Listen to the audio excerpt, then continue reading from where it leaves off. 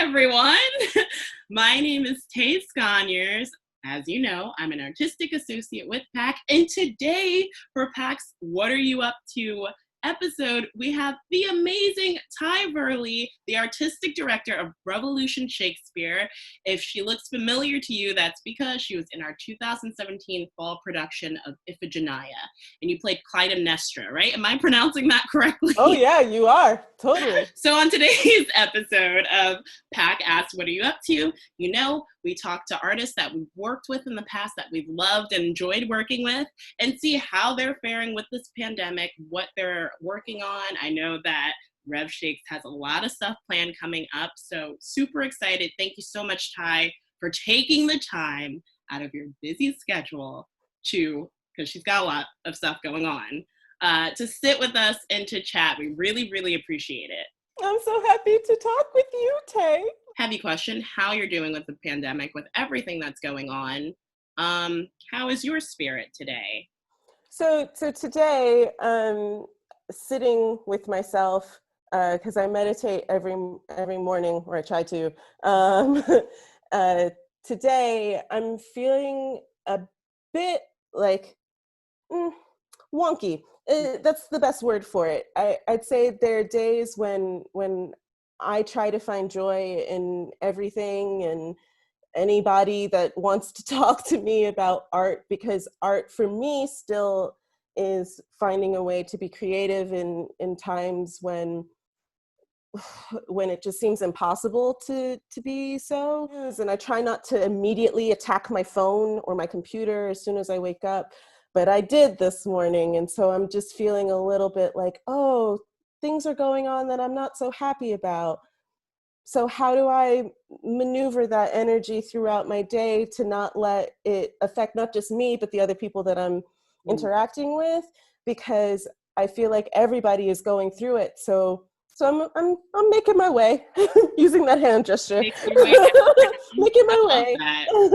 Or is there a difference in the way that you do yoga now, because we are under more stressful circumstances? In the first 30 minutes of my day, it helps me ground myself in my body. It reminds me of where my heart, where my head, where my lowers are, and reminds me that I'm a living, breathing human being. I know it's got to be exhausting. So what are the ways that you kind of find that balance or find like joy with after having these like hard discussions? Yeah, there's like tons of ways, actually. Yeah. I'm going to drop some people's names. Like Newton Buchanan is like the joy of my life. This man knows how to find all the right memes, all the right gifts, all the right things to make my life better. Thankfully, because of him, I've been like opened up to this world of like really funny stuff and dancing all across the world. So I love dance. So it's helping me also just to like look and see joy. If you see joy, something about that recognizes joy inside of you. What music are you listening to? Ooh, I really love, is it bad? Will we get copyright things if I say people's names? No. No? Fine. We'll deal with that later. No, it's fine. Yeah, go ahead. So I also listen to this podcast called the Black Girls, Black History Boot Camp. That's what it is. Black History Boot Camp. And on Spotify, they create these lists, this music list of like things that the person that they're talking about in the podcast might have listened to, or like things that are inspired by them. So like there was a week talking about Toni Morrison, and all the music that they put on the Spotify channel was fire. Everything about it. The whole playlist is fire. Once, just join the Black History Bootcamp if you are a female and Black, because it's awesome. It gives me life. 30 minutes podcasts talking about a woman from history. And then listen to the Spotify channel, which gives you so many things, from Tupac to this artist named Snow Alegria. Oh, I love her stuff. Solange, all the things, Meg the Stallion, please, it's fire. All of it's fire. Ooh, let's talk a little bit about Revolution Shakespeare. As I said before, Tai is the artistic director, and also, along with being artistic director, along with being an actor, is also a teaching artist. So I wanted to know what are you working on with Revolution Shakespeare? It's not really a secret because it's going to come out soon enough. Like Fringe Arts is, about to do their festival. I've been thinking of an idea for a pretty long time, since the beginning of quarantine, of just finding a way to get artists to have jobs, because a huge amount of this pandemic has been, at least for me, getting jobs canceled or postponed and not having any source of creativity or a job to do it in. And I just kept thinking, how can my company help? How can I do this? How can I still do my mission? Not only bring levity to the bard's work, to Shakespeare's work, but also then say, how do we as people absorb that work and then change it? Because he stole from everybody. He stole from every single person he was close to or knew about from ages before. And I wonder how we as modern people take his work and then make it our own. So I've been thinking and sitting with that for a long time, and finally said, you know what? I think I can start hiring a bunch of playwrights and creatives and poets and actors who I know who have amazing minds, and get them and pay them to adapt the 154 sonnets of Shakespeare, because I think there's a lot of love in these sonnets, and I wish I could spread the love. And I want to know if I can get these other people to spread the love with me if I pay them. How these people process love in their ways, because love is a word that encompasses so many things. And I think people put Shakespeare so high up on this pedestal that he needs to get knocked down from. There's so much beauty in his work. There's so much skill, but there's also so much beauty and skill in what these amazing modern contemporary playwrights, poets, actors, creatives are doing. And I just think I want to lift them up along with him, because they deserve to be in the same place. It's 154 Revisited is what we're calling the project. And it's the adaptations of all 154 sonnets of Shakespeare. And we're gonna ask actors, creatives, basically anybody I could ask, and pay them to put them on video or on audio in some form or fashion, so that we can get these pieces up into the world by the start of Fringe. It's like September. Wow. It's a lot of work. But what kind of sparked to go to the sonnet? So I won't lie. Like, the first thought was, oh, we should do Romeo and Juliet, because I just kept trying to think of something that involved love. Sure. And something that could spread the love. Like, that's really where the like baby, the like kernel of an idea started as. And then it just kind of morphed into, I don't care about Romeo and Juliet, at least not right now. I just realized if I wanted to go back to these very personal, very individual representations of love, I had to go to the sonnets. I just had to, because even though I think people think they're written to one person, if you read them today, it could be about your boyfriend, your girlfriend, your partner. It doesn't matter. Like, you make it personal because of your relationship to it. You don't have to think about Shakespeare's. I think it's so beautiful that something so simple as love, with all of the complexities and like feelings that come along with it, but it's just this simple idea that we all can grab onto and hold to, and it's just, I think it's really beautiful and inspiring. It feels so simplistic on like one level, and so utterly complicated. I even think of like my love of Philadelphia and this theater community. Like, it's complicated. Mm-hmm. I think of my relationship as an American to this country. It's complicated, and I love my house, I love my husband, I love where I am, and yet it's still complicated. And so I think that's like also in these adaptations that I'm really excited about, every one that I read, because I've read all of them before all of you get to experience them. There's deep love, there's deep anger, and deep happiness, and it's so they all mesh into one, and that's amazing. I can't wait. Website, it's everything. It's all the things, and I'm so grateful for Abby Weissman and Daniel Kantz, my other two company members, who put up with my emails at 1 a.m. and tell me to go to sleep. So I'm super grateful for them. Huge shout out to Abby and Dan. Do they read the submissions with you? Okay. Yeah, I mean, I'm as artistic director, I kind of have like last say.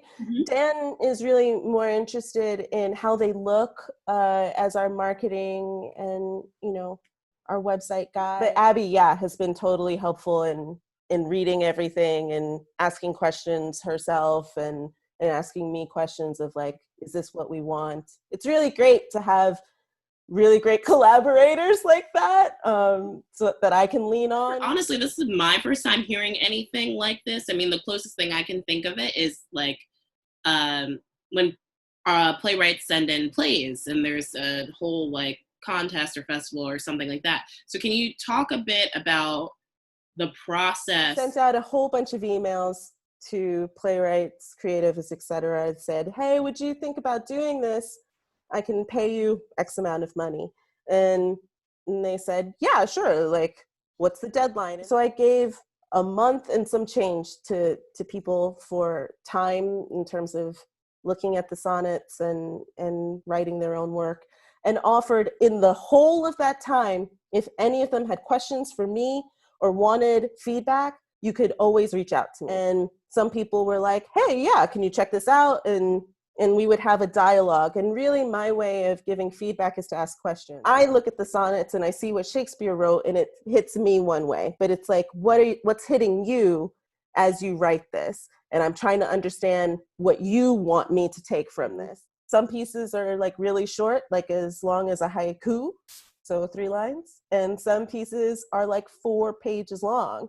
And wow, that, you know, that there's that much creativity, there's that much brilliance in these people to create these long pieces. But also what I love about the short pieces is how condensed they have figured out this sonnet can live in this other form. I'll have all 154, and it's a matter of giving them out to actors. And so then it'll be the next deadline of how do we deal with that? So I'm trying to like take it as every person has the permission to create whatever they want to create with the pieces, so it's not just dictated by me. Sure. This is so amazing. Sorry, I'm just like overwhelmed by like the sheer magnitude of what you're putting out. When it comes out for the Fringe, how can we access this when it's time? So I think we're figuring that out. I think Fringe is trying to figure that out as well. I know that we are building from our standpoint. I can only speak from what we are doing. And we are preparing our website to handle all of the content. I feel like you have 154 sonnets, so that means you need 154 actors, or maybe more.